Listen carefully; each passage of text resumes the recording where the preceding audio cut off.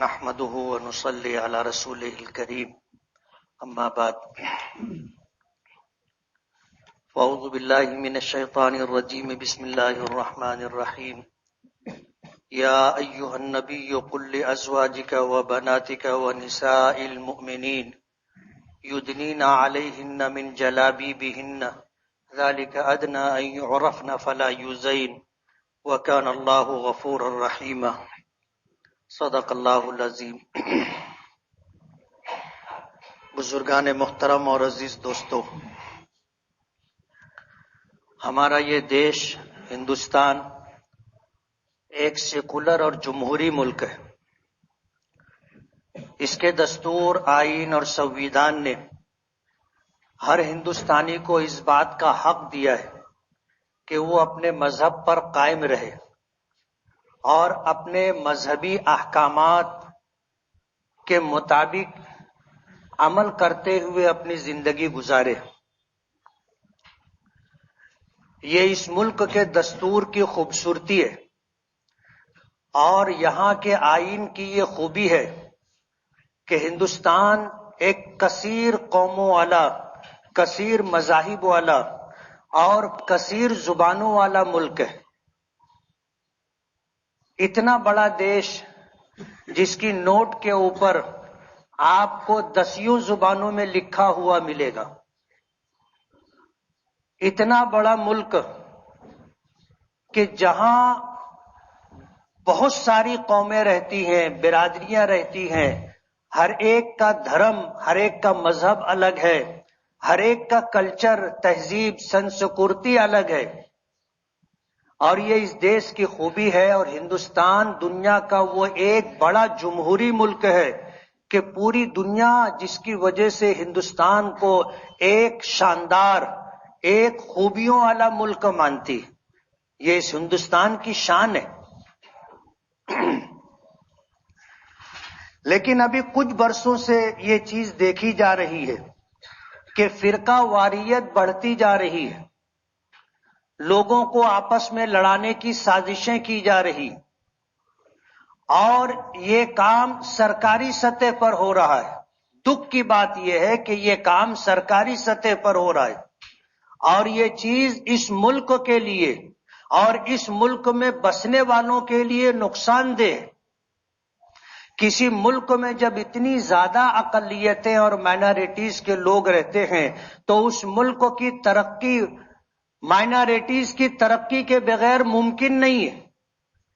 جب تک یہاں رہنے والی اقلیتیں محفوظ نہیں ہے، ان کا دین دھرم محفوظ نہیں ہے، ان کی تہذیب، ان کا کلچر اگر محفوظ نہیں ہے، اور ان کی معاشی طور پر ان کا استحکام نہیں ہے، تو وہ ملک کبھی بھی ترقی نہیں کر سکتا۔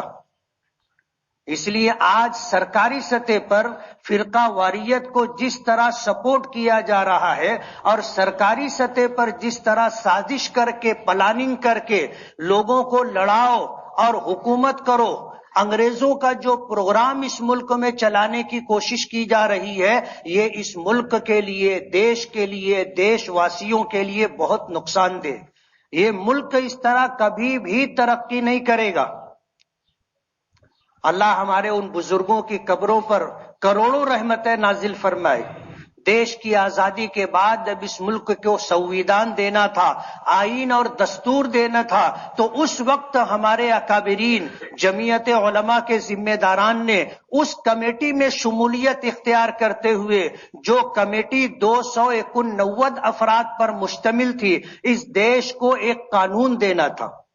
اس کمیٹی نے قانون دیا جس کے صدر ڈاکٹر بابا صاحب امبیڈکر تھے، اور اسی سنویدھان، آئین، دستور کے مطابق ہمارا یہ دیش چل رہا ہے۔ آپ دیکھو، اگر اس ملک کے اندر کوئی تلک لگاتا ہے، آج تک کسی نے اعتراض کیا؟ کوئی اپنے دھرم اور مذہب کے مطابق ساڑی پہنتا ہے، آج تک کسی نے اعتراض کیا؟ اس ملک میں اگر کوئی بھگوا رنگ پہن کر کے چلتا ہے اور بود و باش اختیار کرتا ہے، کسی نے اعتراض کیا؟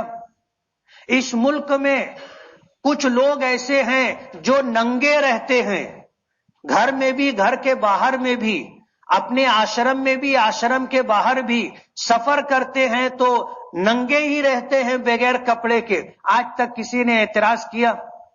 یہ اس ملک کا دستور ہے. لیکن حیرت کی بات یہ ہے کہ اس ملک میں اقلیتوں میں خاص طور پر مسلمانوں کو نشانہ بنایا گیا، اور آج حجاب پر، پردے پر اعتراض کیا جا رہا ہے. ان نادانوں کو یہ پتہ نہیں ہے کہ اس دنیا کے بنانے والے نے جب مخلوقات کو پیدا کیا اور انسانوں کو پیدا کیا اور انسانوں کو تمام مخلوقات کے اوپر برتری عطا کی، اشرف المخلوقات بنایا، تو اس جنس میں بھی، یعنی جیسے جانوروں میں نر اور مادہ ہوتے ہیں، اسی طرح دوسری مخلوقات میں نر اور مادہ ہوتے ہیں. انسانوں میں بھی اللہ نے دو صنف بنائی، مرد بنایا، عورت بنائی. دونوں کی تخلیقی طور پر، فطری طور پر آپ دیکھو گے دونوں میں فرق ہے. مرد کو اللہ نے خوبیاں الگ عطا کی ہیں، عورتوں کو الگ خوبیاں عطا کی ہیں. عورتوں کو مردوں کے مقابلے میں زیادہ پرکشش بنایا ہے، عورتوں کو زیادہ نزاکت عطا کی ہے، عورتوں کو زیادہ خوبصورتی دی ہے، عورتوں کو دیگر صلاحیتیں مردوں سے بڑھ کر کے عطا کی ہیں. یہ اس اوپر والے کی دین ہے، اور یہ اس دنیا کے نظام کا ایک حصہ ہے. مردوں کو غیرت دی ہے، عورتوں کو وفا عطا کی ہے. عورتوں کو حسن و جمال دیا ہے، امور خانہ داری، بچوں کی تعلیم و تربیت اور شوہر کی خدمت کی، سیوا کی ذمہ داری دی ہے. تو مرد کو کمانے کی ذمہ داری دی ہے. عورتوں کو گھر میں رہ کر کے گھریلو کام کاج کرنے کی ذمہ داری دی ہے، مرد کو گھر کے باہر کی ذمہ داری دی ہے. یہ ہماری شریعت کا حسن ہے، اور اسلامی شریعت نے یہ احکامات عطا کیے ہیں. اور یہ شریعت اللہ رب العالمین جس نے اس دنیا کو پیدا کیا، بنایا، اس کا ایک نظام ترتیب دیا، اس نے ہمیں یہ قانون، یہ احکامات دیے. اور یہ عقلی طور پر سمجھ میں آتا ہے، فطری طور پر سمجھ میں آتا ہے کہ جو نظام بنا ہوا ہے، دنیا چلے گی تو اسی نظام کے تحت چلے گی. جو اس نظام سے ٹکرائے گا یا اس نظام کے خلاف چلے گا، وہ اپنا نقصان کرے گا. اس کی زندگی بے چینیوں کا شکار ہو جائے گی، الجھنوں کا شکار ہو جائے گی.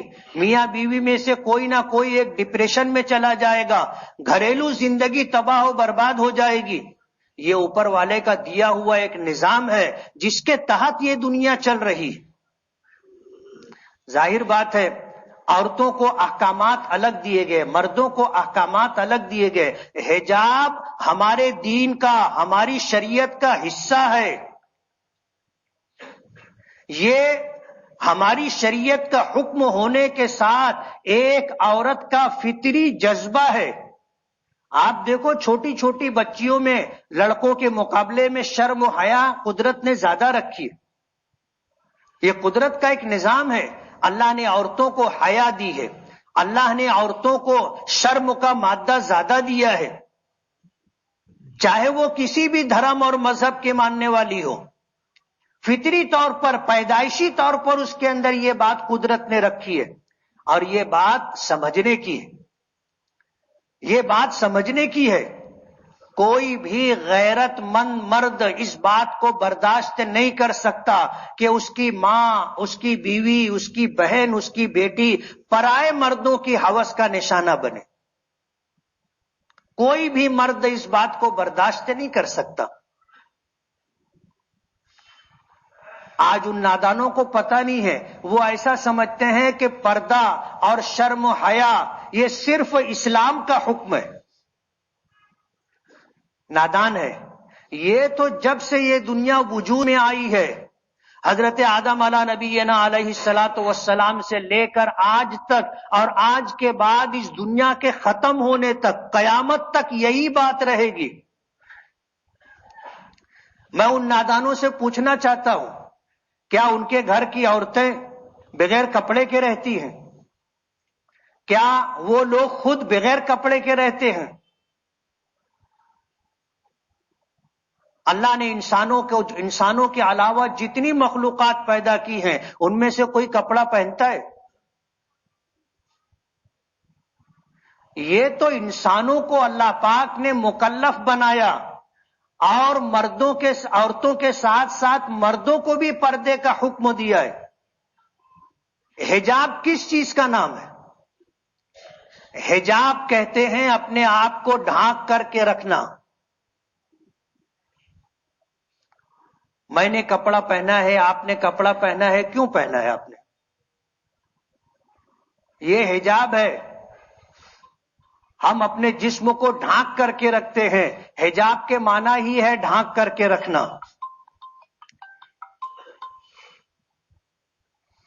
حجاب کے معنی ہی اپنے آپ کو ڈھانپ کر کے رکھنا ہے۔ تو مردوں کے لیے بھی پردہ ہے، عورتوں کے لیے بھی پردہ ہے۔ یہ جو برقع آج کے زمانے میں رائج ہے، یہ تو ہماری ایجاد کردہ چیز ہے کہ اپنے جسم کو ڈھانکنے کے لیے ایسا کوئی لباس ہو جو ڈھیلا ڈھالا ہو، جو ڈھیلا ڈھالا ہو، جسم کے نشیب و فراز کو، جسم کی حیت کو چھپاتا ہو۔ یہ ہے حجاب۔ اور ماضی میں آج بھی دنیا کے بہت سارے ملکوں کے اندر یہ برقع نہیں استعمال کیا جاتا، بلکہ جلباب استعمال کیا جاتا ہے، جس کو بڑی چادر کہتے۔ اگر آپ نے حج کیا ہوگا تو وہاں حج کے دوران دیکھا ہوگا کہ افغانستان کی جو عورتیں آتی ہیں وہ برقع نہیں پہنتی ہیں، وہ اپنے دوپٹے کے ساتھ ایک بڑی چوڑی چادر ہوتی ہے کہ جس کو وہ اپنے سر پر ڈالتی ہیں تو اس کی چوڑائی ان کے پیچھے ان کے پیروں تک ہوتی ہے، اور وہ چادر کو سمیٹ کر کے اپنے جسم کی ساخت کو اور اپنے چہرے کو ایسے آڑ کر کے رکھتی ہیں۔ تو یہ جو مروجہ برقع ہے یہ ہمارا ایجاد کردہ ہے۔ اصل قرآنی حکم یہ ہے کہ اللہ پاک نے اپنے نبی سے فرمایا کہ اے نبی قل، آپ کہہ دیجئے، کن سے؟ لازواجک، اپنی بیویوں سے، و بناتک، اپنی بیٹیوں سے، و نساء المومنین، اور ایمان والے مردوں کی عورتوں سے آپ کہہ دیجئے، یدنین علیہن من جلابیبہن، وہ اپنے اوپر ایک بڑی چادر ڈال کر کے رکھیں، اپنے وجود کو، اپنے جسم کی ساخت کو، اپنے جسم کے نشیب و فراز کو چادر سے ڈھانپ کر کے رکھے۔ یہ ہماری شریعت کا حکم ہے، جس کو ہم جلباب کہتے ہیں، جس کو حجاب کہا جاتا ہے، جس کو برقع کہا جاتا ہے، جس کو پردہ کہا جاتا ہے۔ اور یہ صرف مذہب اسلام میں ہو ایسا نہیں ہے، عیسائیوں کی کتابوں میں بھی یہ حکم موجود ہے، یہودیوں کی کتابوں میں بھی یہ حکم موجود ہے، اور ان نادانوں کو پتہ نہیں ہے گیتا میں، وید میں بھی یہ احکامات موجود ہے۔ رام جی کو یہ جو مقام و مرتبہ دیتے ہیں وہ خدائی کے برابر دیتے ہے، نہیں ہے، یہ 2 نمبر کی بات ہے۔ لیکن ہندو سماج کے لوگ رام جی کو خدا کے برابر مانتے، خدائی کا درجہ دیتے۔ ان کی بیوی تھی سیتا جی، راون اٹھا کر کے لے گیا، برسوں راون کی قید میں رہی، ایک زمانے کے بعد وہاں سے آزاد کروایا گیا۔ اس مدت میں انہوں نے اپنی عصمت کی، اپنی عزت کی اس طرح حفاظت کی کہ جیسی گئی تھی اسی طرح واپس آئی۔ جس وقت تو ان کو لایا گیا اور عورتوں کی ایک بھیڑ میں وہ کھڑی تھی، تو ان کے دیور لکشمن سے کہا گیا تھا کہ اس میں تم دیکھو تمہاری بھابھی سیتا جی کون ہے؟ تو لکشمن نے جواب یہ دیا تھا کہ میں اپنی بھابھی کو نہیں پہچانتا ہوں، آج تک میں نے ان کا چہرہ نہیں دیکھا، آج تک میں نے ان کا چہرہ نہیں دیکھا۔ یہ لکشمن کا جواب تھا۔ وجہ اس کی یہ ہے کہ ہندو سماج میں بھی گھونگھٹ نکالا جاتا ہے، کبھی کوئی بہو اپنے خسر سسر کے سامنے، کبھی کوئی عورت اپنے جیٹھ کے سامنے بے پردہ نہیں آتی، چہرہ چھپا کر کے آتی ہے، برقع نہیں پہنتے، لیکن اپنے آنچل سے، اپنے دوپٹے سے، اپنی اوڑھنی سے، اپنی ساڑھی کے پلوں سے اپنا چہرہ اس طرح ڈھانک کر کے رکھتی ہیں کہ کبھی خسر اور جیٹھ ان کے چہرے کو نہیں دیکھ سکتا۔ یہاں تو دیور کی بات ہے، دیور جس کو شوہر کا چھوٹا بھائی جس کو بیٹے کی طرح مانا جاتا ہے، لکشمن نے کبھی سیتا جی کا چہرہ نہیں دیکھا تھا۔ ظاہر بات ہے ایسا تو ممکن نہیں ہے کہ لکشمن اپنی آنکھوں کی بینائی سے محروم تھے، یا انہوں نے کبھی زندگی میں قدم سے نگاہ اٹھا کر کے چہرے تک نظر نہیں اٹھائی ہوگی، ایسا تو ممکن نہیں ہے۔ بات یہ ہے سیتا جی بھی پردہ کرتی تھی، تو پردہ تو ہر غیرت مند سماج کا حصہ ہے۔ آج بھی آپ راجستھان چلے جاؤ، ہندو سماج کی عورتیں باقاعدہ گھونگھٹ اتنا بڑا نکالتی ہے کہ چہرے کے ساتھ ان کا سینہ بھی ڈھکا ہوا ہوتا ہے۔ تو یہ تو ہر شریعت کے اندر موجود ہے، لیکن آج کچھ نادانوں کو ایسا لگا کہ یہ صرف اسلام کا حصہ ہے۔ حجاب کہتے ہیں اپنے جسم کو ڈھانپ کر کے رکھنا۔ ہم نے جو کپڑا پہنا ہے یہ بھی حجاب ہے، ورنہ میرا سوال ہے کہ آپ کو بھی جانوروں کی طرح بغیر کپڑے کے رہنا چاہیے، مردوں کو بھی۔ مردوں کے لیے ناف سے لے کر کے پیر تک کا حصہ میں نے پیچھے بتایا تھا کہ یہ جسم کا وہ حصہ ہے کہ جس کو ہر حال میں ڈھانک کر کے رکھنا ہے۔ ناف کے اوپر سے سر تک کا حصہ مرد اگر کھلا رکھنا چاہے ضرورت کے موقع پر تو کھول سکتا ہے۔ مرد کے لیے سر ڈھانکنا، چہرہ ڈھانکنا ضروری نہیں ہے۔ یہی وجہ ہے کہ ہر دین و دھرم کے اندر مرد لوگ ایسا کپڑا پہنتے ہیں جو ان کی گردن سے لے کر کاندھے سے لے کر کے پیر تک کے جسم کو ڈھانپ کر کے رکھتا ہے، یہ بھی حجاب ہے۔ اور جسم کا وہ حصہ ناف کے نیچے سے لے کے پیر تک، یہ مرد کے لیے وہ حصہ ہے جس کو یہ کسی کے سامنے نہیں کھول سکتا سوائے بیوی کے، یا ضرورت ہو علاج و معالجے کی تو حکیم و ڈاکٹر کے سامنے، ورنہ جسم کا نچلا حصہ مردوں کے لیے بھی ڈھانپ کر رکھنا یعنی پردے میں رکھنا ضروری ہے۔ اور مرد عورت کے مقابلے میں جو فرق ہے ہماری شریعت میں یہ ہے کہ عورتیں اپنا سر بھی ڈھانک کر کے رکھیں، اپنا چہرہ ڈھانک کر کے رکھیں، پورا بدن تو ان کا ہائی سر کے بال سے لے کر کے پیر کے ناخن تک ان کو ڈھانک کر رکھنا چاہیے۔ اس کو شریعت نے عورتوں کے لیے پردہ قرار دیا ہے۔ ضرورت کا موقع ہو، جوائنٹ فیملی ہے، مجبوری ہے، اور خسر ہے، جیٹھ ہے، دیور ہے، گھر میں دوسروں کی جو اولادیں ہیں ان کے سامنے ان کے ساتھ رہنے میں مستقل چہرے کا پردہ کرنا مشکل ہے۔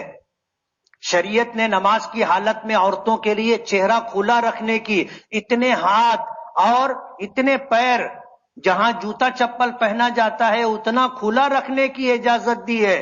تو ضرورت کے موقع پر جوائنٹ فیملی ہو، ضرورت کے موقع پر اگر ہو تو اس طرح مشترکہ فیملی میں بھی رہ سکتے ہیں۔ جیسے نماز میں چہرہ کھلا ہے، نماز ہو جاتی ہے، نماز کی حالت میں اتنے ہاتھ کھلے ہیں، نماز ہو جاتی ہے، نماز کی حالت میں ہمارے ماؤں بہنوں کے پیر کھلے رہتے ہیں، نماز ہو جاتی ہے۔ تو ضرورت کے موقع پر اتنا کھلا رکھنے کی گنجائش ہے۔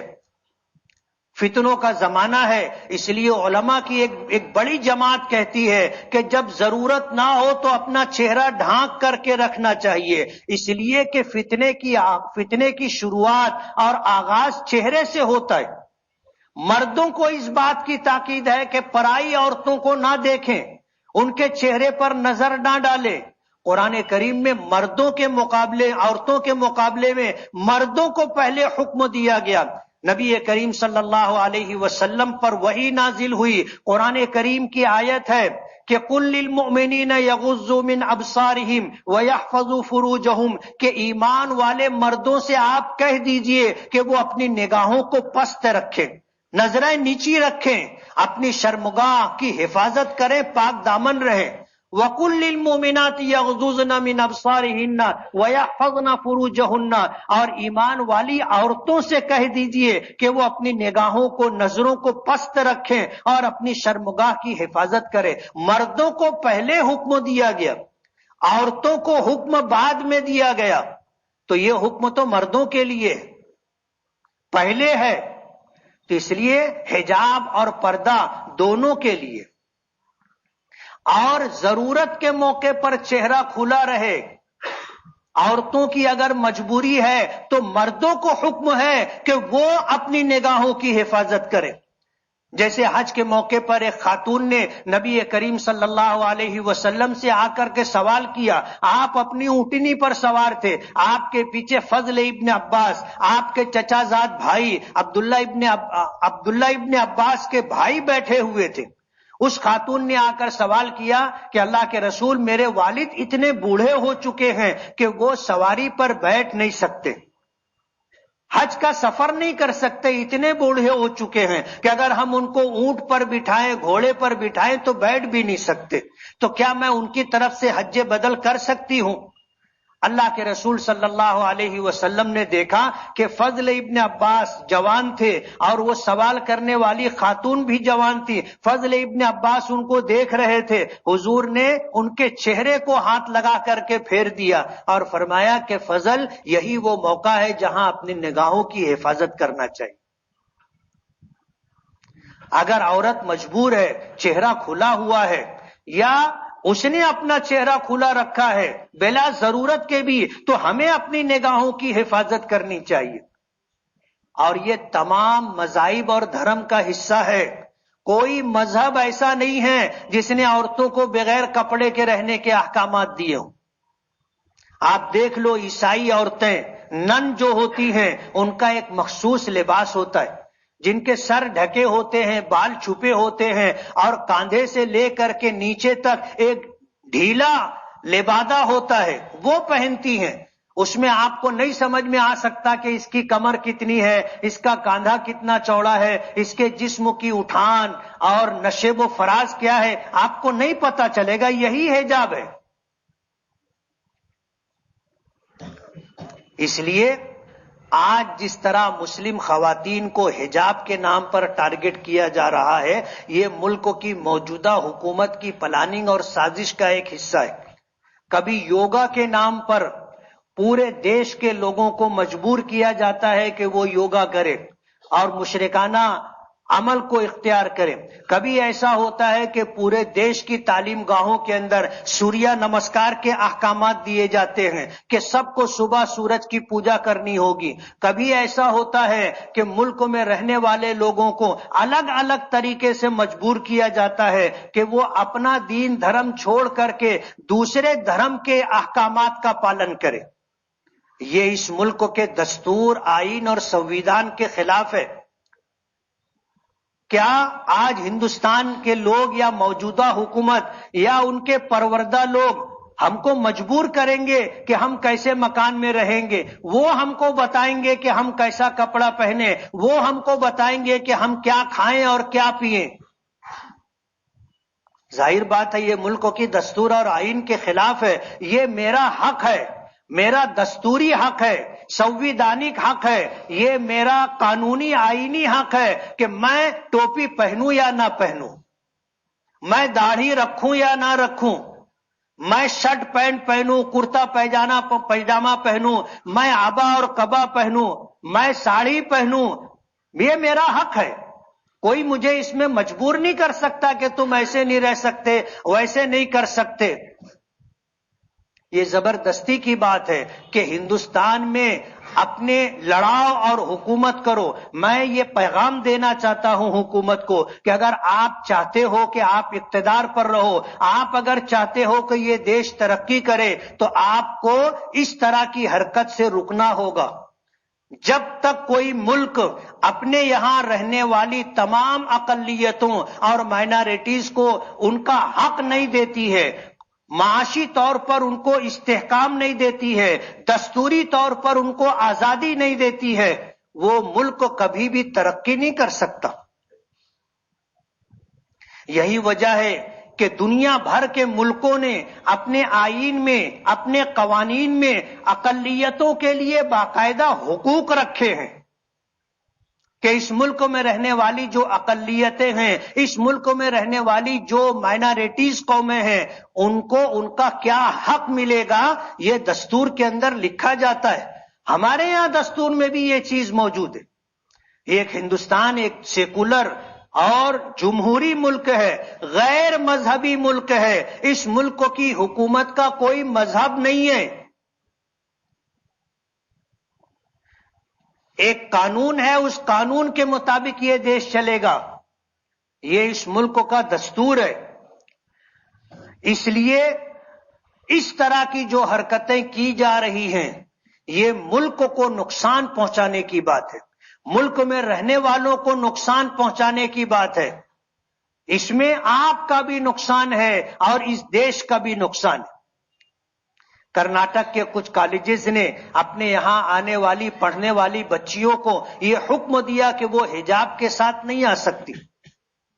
ظاہر بات ہے ان کا یہ فیصلہ ملک کے آئین اور دستور کے خلاف ہے، انہیں اس بات کا حق نہیں ہے، اس بات کا حق نہیں ہے۔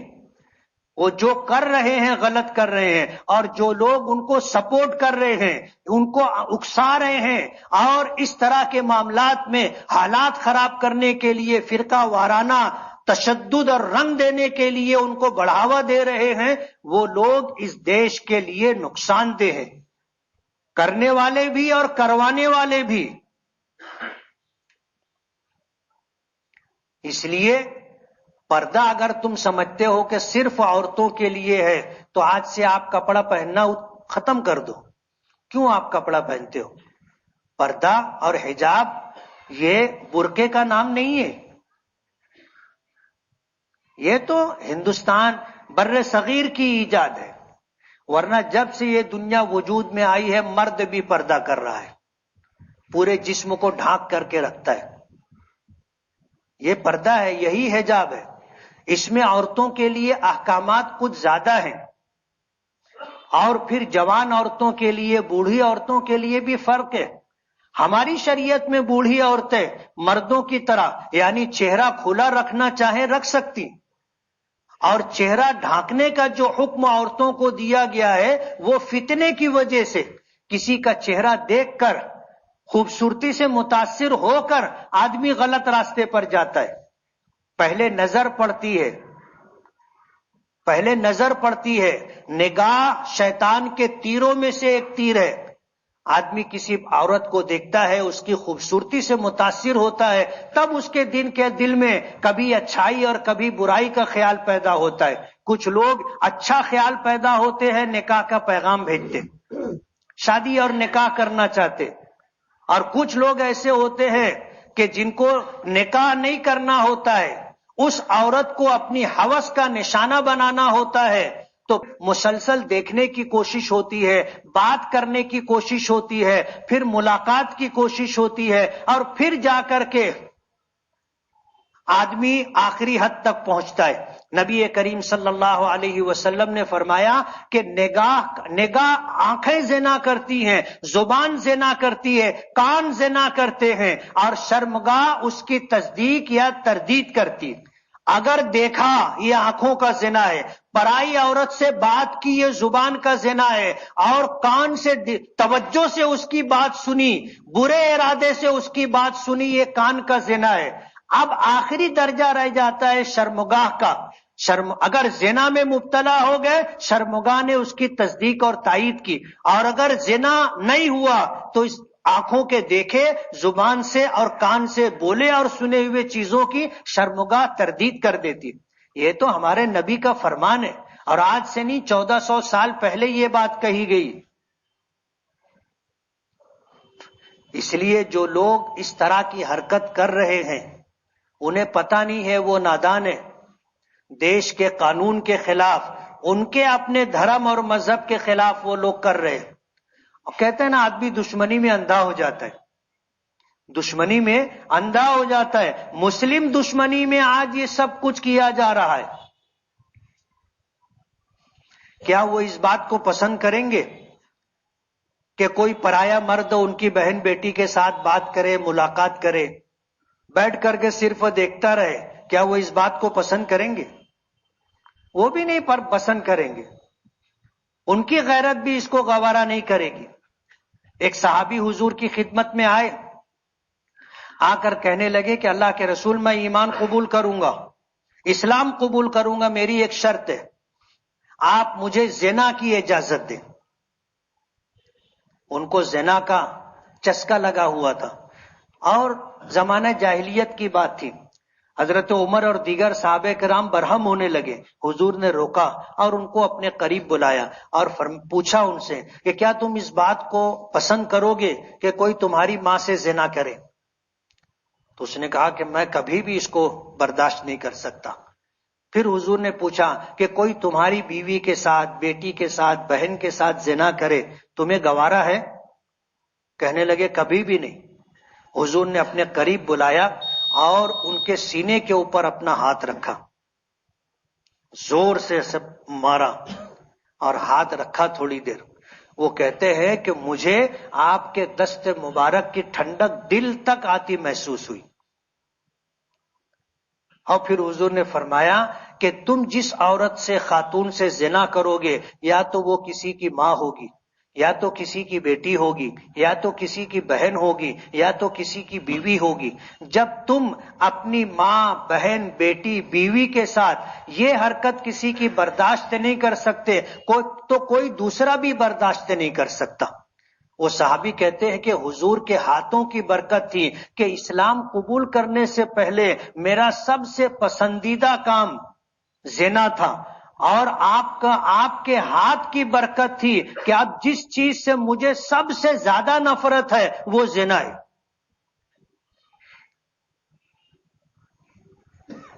اس لیے یہ تو اس تہذیب، اس دنیا میں ایک چلتی ہوئی بات ہے، ہر مذہب کے ماننے والوں کی سنسکرتی ہے، کلچر ہے، تہذیب ہے۔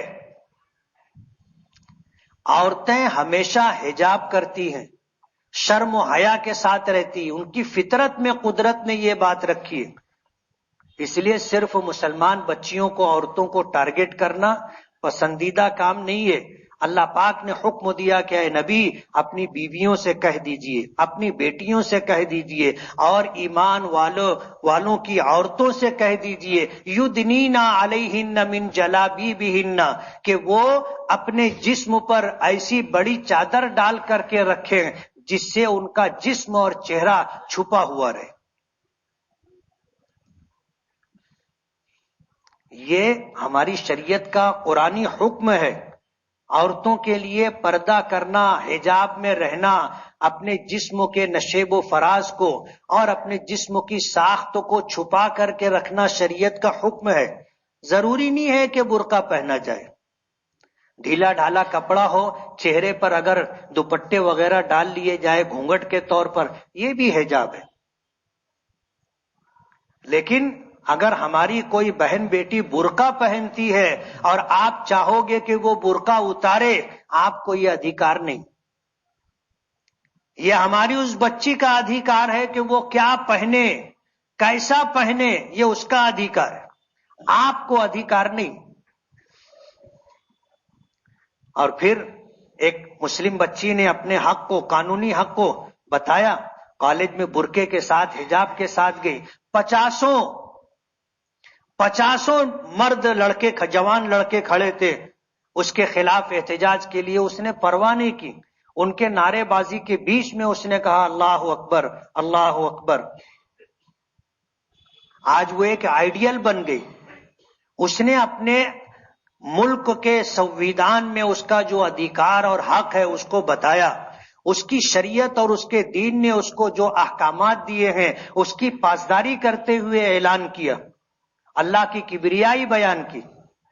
جمعیت علماء نے اس کی ہمت اور بہادری پر اس کو 5 لاکھ روپے کا انعام دیے، اور یہ انعام اس لیے دیا گیا اور اس کا اعلان اس لیے کیا گیا کہ اس ملک میں بسنے والی تمام ہماری ماؤں، بہنوں، بیٹیوں تک یہ پیغام جائے کہ ہمیں اس ملک کے دستور اور اپنی شریعت کے قانون کے مطابق زندگی گزارنے کا حق ہے، کوئی ہمیں اس سے روک نہیں سکتا، اور کسی کو اس کا ادھیکار نہیں ہے کہ وہ میری ذاتی زندگی میں مداخلت کرے۔ میں جو پہننا چاہوں پہنوں، میں جو کھانا چاہوں کھاؤں، میں جو پینا چاہوں پیوں، میں جیسے مکان میں رہنا چاہوں ویسا مکان بنا کر کے رہوں، میں جیسی سواری استعمال کرنا چاہوں ویسی سواری استعمال کروں، یہ میرا سنویدھانک حق ہے۔ اس کی ہمت اور جرأت کو ہم مالیگاؤں کے لوگ سلام کرتے ہیں، اور ہر ماں بہن بیٹی کو اسی طرح ہمت جرأت کے ساتھ رہنا چاہیے۔ غلط کام کرنے والے بزدل ہوتے، آپ دیکھ لو 50 مرد تھے، اب میں وہ لفظ نہیں بولنا چاہتا ورنہ وہ گرفت میں آ جائے گا، 50 مرد تھے، ایک لڑکی کا مقابلہ نہیں کر سکے، ایک بچی کا مقابلہ نہیں کر سکے، منہ کی کھانی پڑی۔ اس لیے آج آپ سے ایک عہد لینا چاہتا ہوں، کریں گے؟ اگر آپ کریں گے تو میں عہد لیتا ہوں تو نہیں لیتا، یہ ہمارا مذہبی فریضہ ہے، ہم مردوں کی ذمہ داری ہے کہ ہم اپنی بچیوں کو، اپنی بہنوں کو، بیوی کو اور اپنی ماؤں کو پردے کا پابند کریں گے نا؟ اور پردے کا مطلب آپ سمجھ گئے ہوں گے، پردے کا مطلب برقع پہننا نہیں ہے، پردے کا مطلب یہ ہے کہ جسم کی اٹھان کو، نشیب و فراز کو، جسم کی ساخت کو، چہرے کو پرائے مردوں کی نظر نہ پڑے، اپنے آپ کو پرائے مردوں کی نظروں سے بچا کر کے رکھے، گھر سے باہر نکلیں ایسے لباس میں نکلے کہ ان کے جسم کی ساخت حیت ظاہر نہ ہو، ان کے چہرے پر نظر نہ پڑے۔ اب اس کو چہرہ ڈھانکنے کے لیے کیا کر سکتی ہیں، ہماری مائیں اور بہنیں بہتر سمجھتی، ان کو تو قدرت نے یہاں تک احساس عطا کیا ہے کہ وہ مرد کے دیکھنے کے انداز کو سمجھ جاتی ہیں، صرف نظر مرد ڈالتا ہے بولتے ہیں یہ چھچورا ہے، کچھ کیا نہیں، اس نے کچھ کیا نہیں، صرف دیکھا، اس کی نظر کو ہماری مائیں اور بہنیں پہچانتی ہے کہ اس کی نظر کیسی ہے، صرف دیکھنے سے بولتی ہے کہ یہ چھچورا ہے، ورنہ لوگ دیکھتے ہیں کسی کو اس طرح کی بات نہیں کہی جاتی۔ اللہ نے اتنا احساس اور شعور دیا ہے عورتوں کو کہ وہ نظر دیکھ کر کے پہچانتی ہیں کہ اس کے دل میں میرے لیے کیا برائی ہے کیا اچھائی ہے۔ اس لیے اپنے لوگ ہمیں پردے اور حجاب سے روکنا چاہتے ہیں تو کچھ ہماری بھی تو ذمہ داری ہے، اگر کوئی ہم کو روکنا چاہتا ہے تو ہماری ذمہ داری ہے کہ ہم کچھ نہ بولتے ہوئے ہم عملی طور پر اس کا جواب دیں کہ اپنے گھر میں بہنوں بیٹیوں کو پردہ کرائیں گے نا؟ اللہ عمل کی توفیق عطا فرمائے۔